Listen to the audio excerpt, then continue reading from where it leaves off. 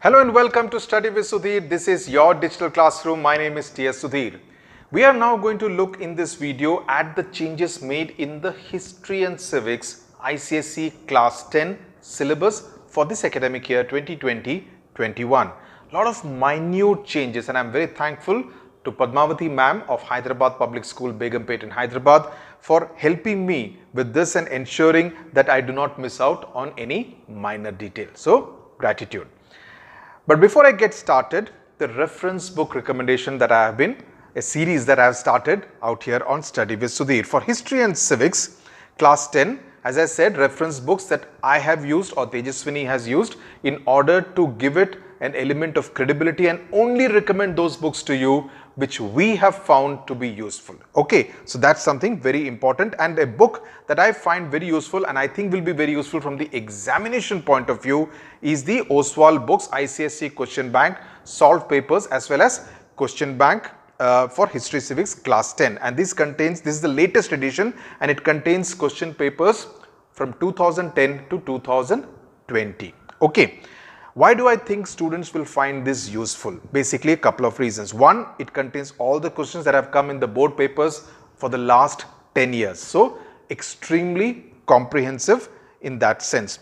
It also contains answers written by students, the topper students. So, when you see the answers written in this rather neat handwriting like this, it kind of tells you what it takes to get an 80 on 80, what works and what does not work. Okay, so in that sense, I think this is a very useful thing, and the moment you see it in the student's handwriting, you actually like it a little bit more, right?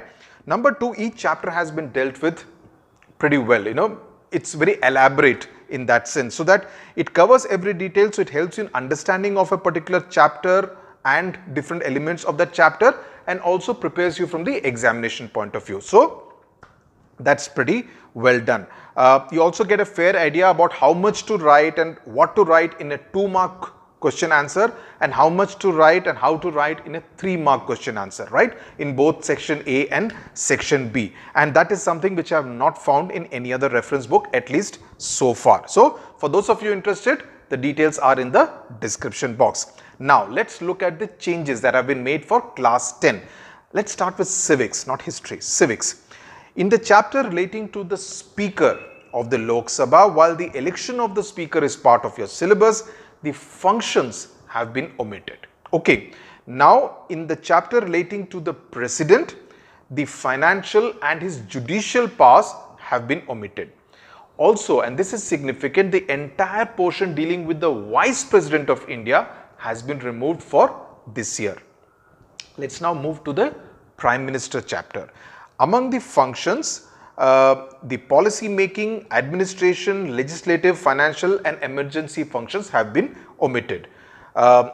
Let's now come to the judiciary chapters. What are the changes here? First, in the Supreme Court chapter, the independence of judiciary from the control of the executive and the legislature have been omitted. This is very important. That's no longer part of the syllabus.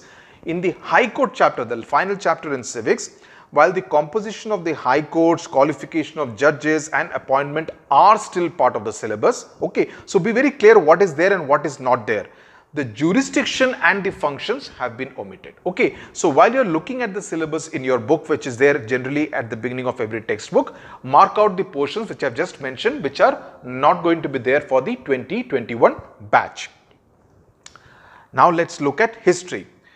The first war of independence, the consequences of the war of 1857 have been removed. Number two, in the factors leading to the growth of nationalism, the economic exploitation and repressive colonial policies have been dropped for this year. Okay. In the chapter on the Muslim League, the Surat Split and the Lucknow Pact have been removed. Okay. I mean, both very important from an history point of view, but at least this batch wouldn't need to read that.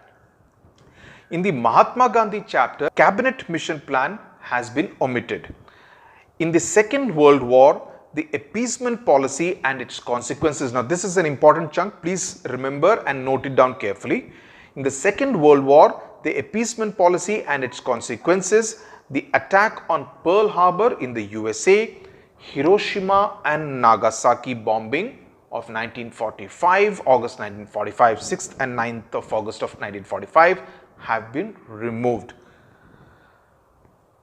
I personally, as a student of history, find this amazing that you omit Pearl Harbor and Hiroshima and Nagasaki. I mean, two events that kind of changed the course of history in the 20th century. What kind of abridged history are we teaching to the students? In the United Nations chapter, functions of the International Court of Justice have been omitted. In the NAM chapter, the Non-Aligned Movement chapter, objectives and role of Pandit Jawaharlal Nehru have been dropped for this year. So these are the changes made in the history and civics syllabus as far as 2021 batch of ICSE class 10 are concerned. Please note down these changes and accordingly you can ensure that you don't have to kind of go through it.